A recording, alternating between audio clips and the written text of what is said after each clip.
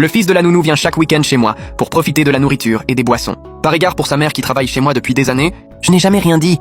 Mais jusqu'à ce qu'un jour, en rentrant chez moi, je découvre que le code de la porte avait été changé et qu'un mot était collé sur la porte. Chien squatter, interdit d'entrer. J'arrache le mot d'un geste sec. Je frappe à la porte et interroge la nounou. Qu'est-ce que ça signifie? Le fils de la nounou est assis sur le canapé, les jambes croisées.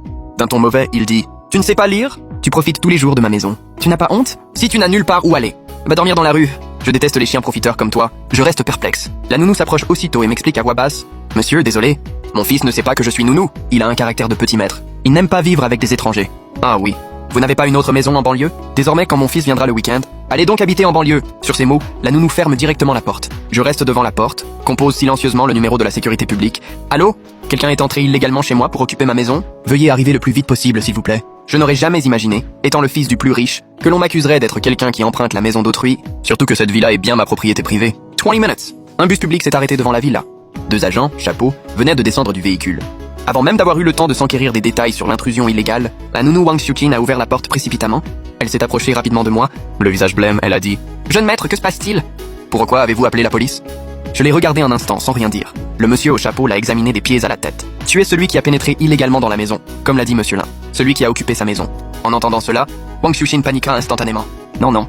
Camarade monsieur au chapeau, tout est un malentendu. Je suis la nounou de monsieur Lin, responsable spécialement de son entretien quotidien et de ses repas. Mon fils a eu des vacances scolaires, il est venu rester 2 jours chez moi. Tout à l'heure, c'était une panne de serrure à code. Quand quelqu'un est venu la réparer, j'en ai profité pour changer le code. Il n'y a pas de situation d'occupation de la maison. En parlant, il a désigné la porte de la villa. Vous voyez, je suis venu ouvrir la porte dès que possible. L'oncle au chapeau m'a regardé, puis il l'a regardé à son tour.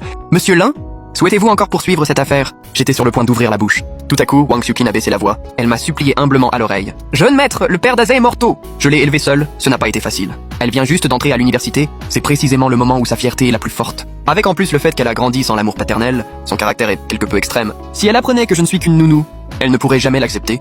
Si j'ai fait cela, c'était simplement pour qu'il se sente mieux dans sa peau. Vous, considérant que j'ai soigné vos parents pendant 12 ans, pardonnez-moi cette fois. En entendant Wang Xiuqin évoquer mes parents, mon cœur s'est effectivement un peu attendri. Cela fait 12 ans que Wang Xiuqin est chez nous. Ma mère était en mauvaise santé de son vivant. C'est elle qui s'est toujours occupée d'elle personnellement, lui apportant thé et soutien avec la plus grande attention. Le jour où ma mère est partie, Wang Xiuqin a pleuré plus tristement que quiconque. À genoux devant le lit d'hôpital, elle tenait la main de ma mère en disant « Elle veillerait certainement bien sur moi ». Après cela, elle a effectivement tenu parole. Après le départ de ma mère, elle tient la maison parfaitement bien organisée. Elle prend soin de moi comme de son propre fils. Lors des fêtes et des jours spéciaux, je lui donne une enveloppe rouge. Il tergiverse toujours longtemps avant de l'accepter. Il y a 3 mois, son fils Chenze et moi avons été admis dans la même université. Wang Xiuqin était à la fois heureuse et inquiète. Elle était fière que son fils ait de l'avenir. Mais elle était tourmentée par les frais de scolarité trop élevés qu'elle ne pouvait pas se permettre. Je comprends qu'il n'est pas facile pour elle d'élever seule un enfant. J'ai donc proposé de prendre en charge les frais de scolarité de son fils pour les 4 années d'université. À ce moment-là, Wang Xiuqin avait les larmes aux yeux d'émotion. Elle me serrait la main et n'arrêtait pas de me remercier, disant qu'elle me rendrait ce service un jour. Mais depuis le mois dernier, la situation a changé. Ce jour-là, je suis rentré chez moi et j'ai soudain vu Chenze, le fils de Wang Xiuqin, à la maison. J'étais perplexe. Wang Xiuqin m'a alors pris à part et m'a expliqué à voix basse. « Monsieur, mon fils a congé le week-end et n'a nulle part où aller. Je pensais que je ne l'avais pas vu depuis longtemps. Alors je lui ai demandé de venir passer 2 jours ici. J'ai hoché la tête, sans rien dire. De toute façon, il y a beaucoup de chambres dans la maison. Les laisser, mère et fils, se retrouver, ce n'est pas une si grande affaire. Mais par la suite, j'ai peu à peu ressenti un malaise. Ce soi-disant rester 2 jours est devenu une habitude immuable chaque week-end, chaque vendredi soir. Chenze arrivait ponctuellement chez moi et ne repartait que le lundi matin. Au début, Chenze se contentait de prendre des photos dans le salon, de les poster sur ses moments WeChat pour frimer devant ses camarades. En disant qu'il habitait une grande maison, cela je pouvais le comprendre. Après tout le monde veut paraître éclatant et resplendissant devant les autres. Mais ce que je n'arrivais pas à comprendre, c'est que chaque fois que Chenze me regardait, ses yeux étaient emplis de mépris et de dégoût, comme si je lui causais beaucoup de désagréments.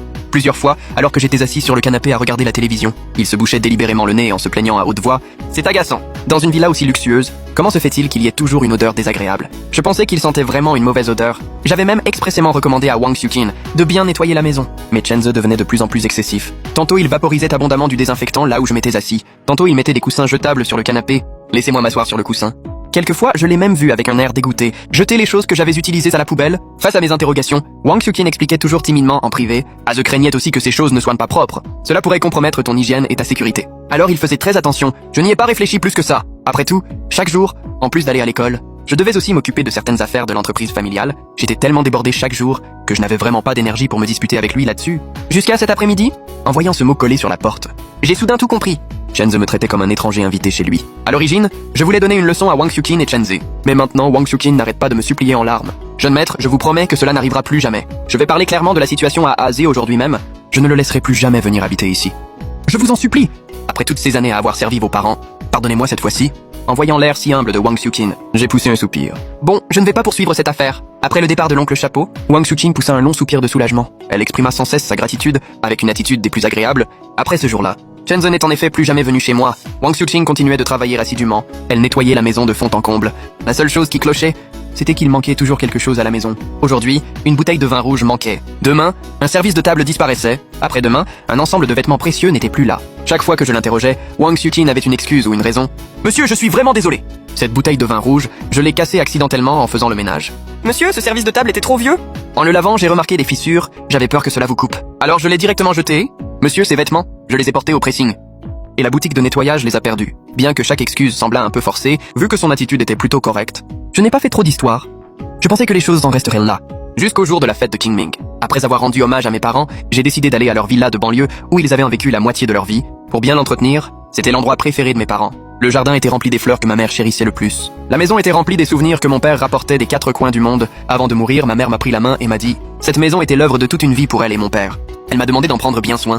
Je chérissais infiniment cette villa, même si j'avais peur d'être submergé par l'émotion en voyant ces lieux, après avoir emménagé ailleurs. Je revenais régulièrement en personne pour faire le ménage, essuyant soigneusement chaque meuble, taillant les fleurs et les plantes du jardin. Mais cette fois, en arrivant devant la porte de la villa, je suis resté figé. La porte de la villa, toujours fermée à clé, était grande ouverte. De l'intérieur, j'entendais indistinctement une musique assourdissante, ainsi que des rires et des bruits de fête. Je me suis immédiatement précipité pour pousser la porte entrouverte. Après avoir vu la scène à l'intérieur, j'étais complètement stupéfait.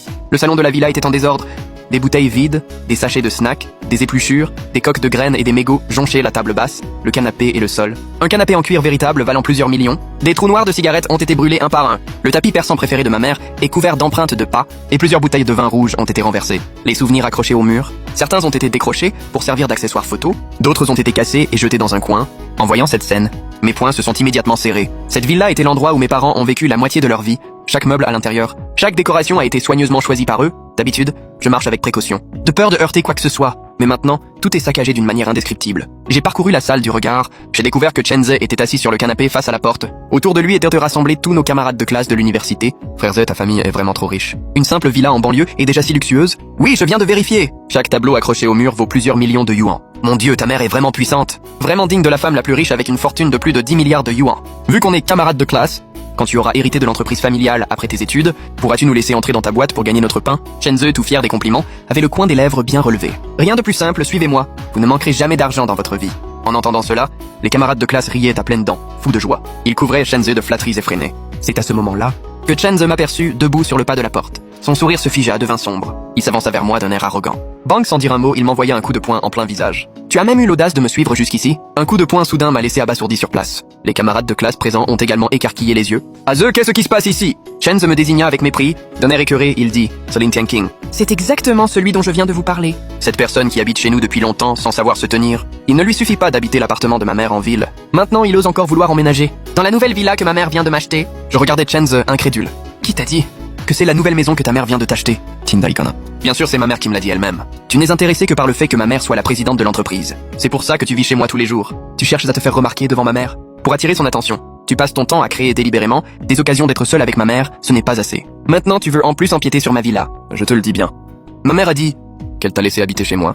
Uniquement parce que tu as perdu tes 2 parents et que tu fais pitié. C'était par bonté de cœur qu'elle t'a recueilli. Ne prends pas la main et ne fais pas la mouche du coche. N'essaie pas de convoiter ma place dans la famille. C'est donc ainsi que Wang Xiuqin a parlé à Chenze.